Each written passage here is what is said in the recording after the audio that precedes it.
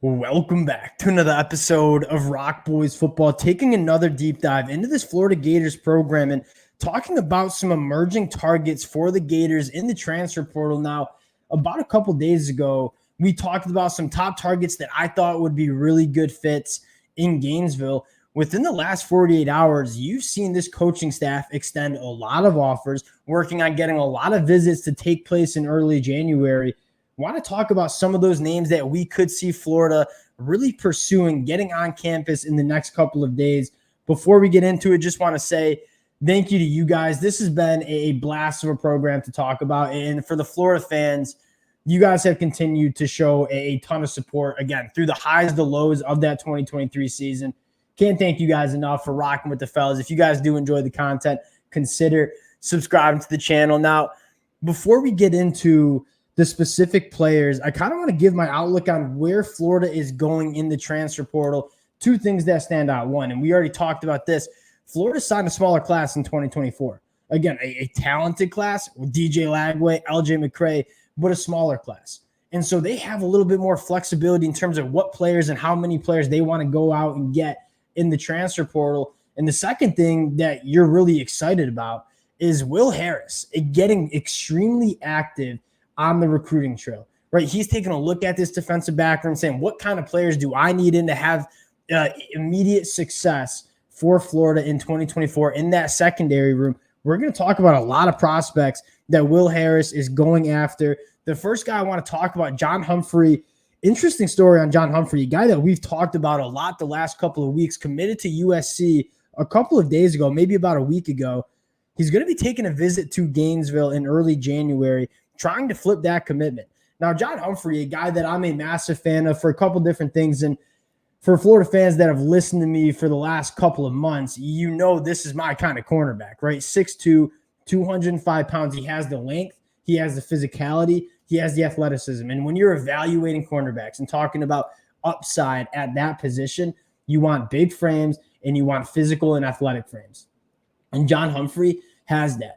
And what's more impressive about John Humphrey is he's already put it on the field. You look at his numbers from UCLA in 2023, faced 53 targets, only gave up 31 catches, 7 forced incompletions.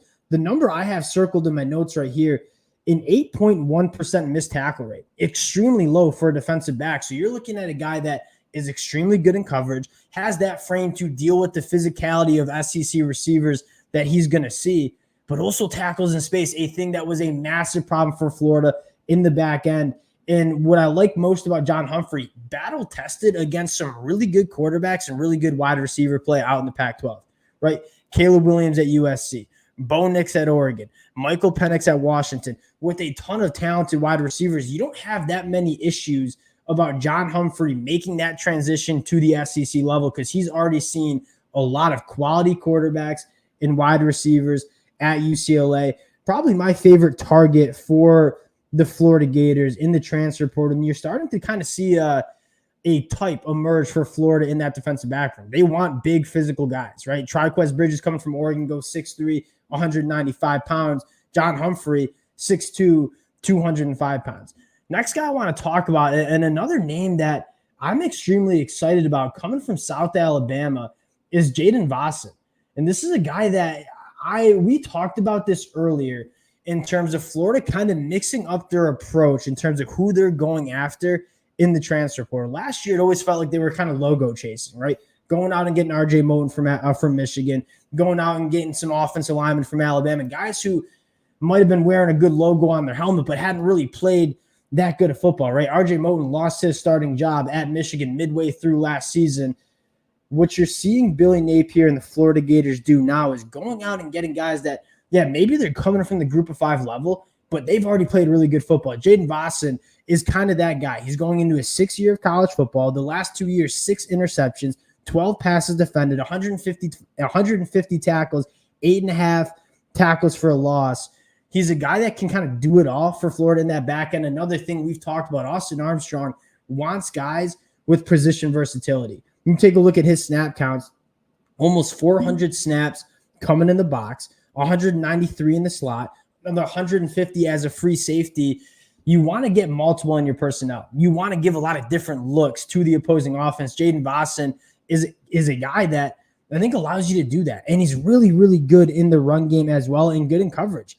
38 targets, only gave up 18 catches. Again, 6 interceptions, 12 passes defended for a box safety that is an extremely good tackler.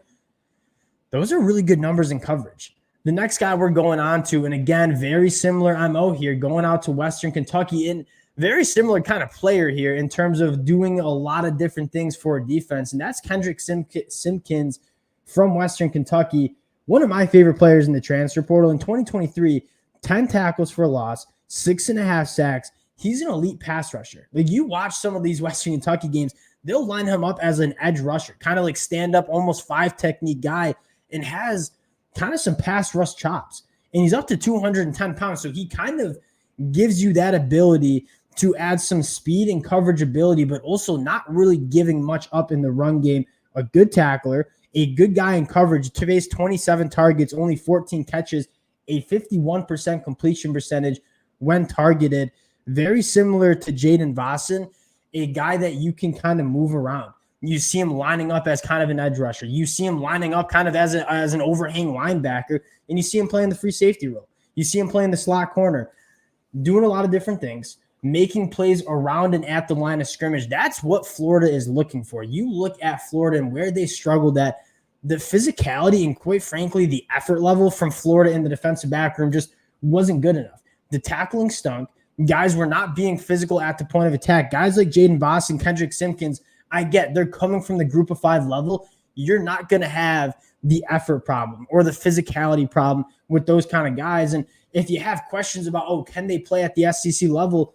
They've played phenomenal football at the group of 5 level. These two guys are kind of what perfectly resembles why you want the transfer portal to exist. Guys that maybe were flown under the radar coming out of high school, balled out at the group of 5 level, and want a chance to perform against the best players in college football. Kendrick Simkins, Jaden Voson, 2 guys that I think would be really nice additions into that Florida defensive back room, if anything, just from a culture standpoint. Guys that have played a lot of football and are extremely physical at the point of attack. Now, Will Harris getting aggressive, another position coach, I should say, that just getting the job, looking to get aggressive, looking to add bodies as well, is the defensive line coach, Jarrell Chapman, coming over from Tulane. You take a look at some of the guys he's going after, you're kind of fired up about it. First guy I want to talk about, Cassius Howell, trying to set up a visit. Now, this is a guy that is getting a lot of attention in the transfer portal.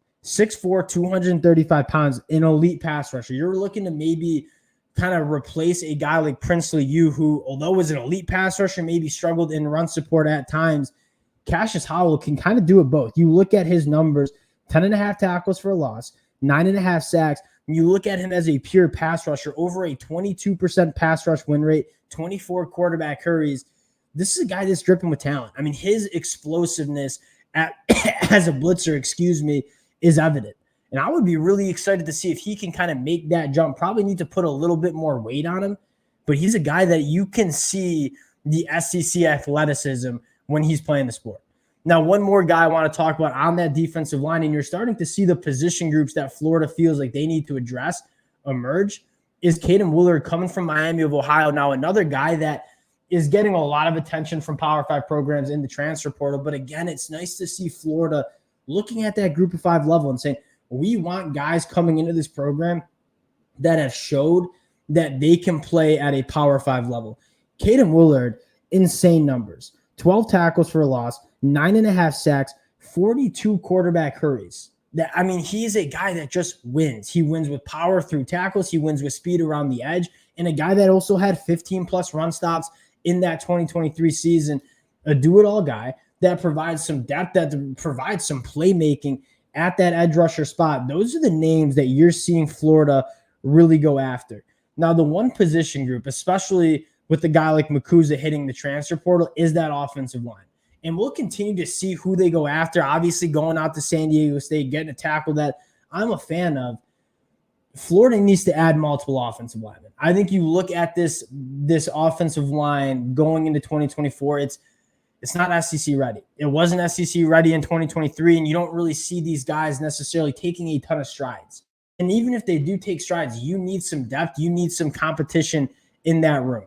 Now, the problem with offensive linemen in the transfer portal, all the quality ones, everyone else wants to. I mean, a starting offensive tackle in the transfer portal is extremely valuable. So it's hard to grab those guys in the portal.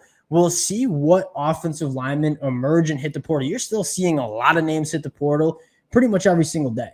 So we'll continue to monitor who the offensive linemen are piquing the interest of the Florida Gators. I have a few that I like. We might take a deep dive later this week, talk about some offensive line targets for the Florida Gators. Interested to see what they do there, but it's nice to see this staff, especially the new members of the staff, getting aggressive, trying to retool this roster, get the competition, get the depth at the needed spots heading into 2024. Again, Billy Napier and this Florida staff, this is a win now mode. You have to go win games in 2024. That seat is going to get very hot, and you have the flexibility to do so. Like, there are some scholarship positions open for Florida. When you're taking a 17-person class in 2024, you got to supplement that with the transfer portal. And I quite frankly think that's the way to go, because you look at this Florida team heading into 2024, there's a lot of young talent that you're fired up about on a lot of positions, right? Eugene Wilson, Kelby Collins, obviously DJ Lagway coming in 2024, LJ McCray, the young talent's there. The best thing you can do with young talent is go get Power 5 starting caliber guys with experience to kind of supplement that. Looking for the Florida Gators to do that. We'll see if they make that happen. Again, Florida fans, appreciate the support you guys have shown. You guys have been absolutely awesome. If y'all do enjoy the content, consider subscribing to the channel, and we'll talk to y'all later.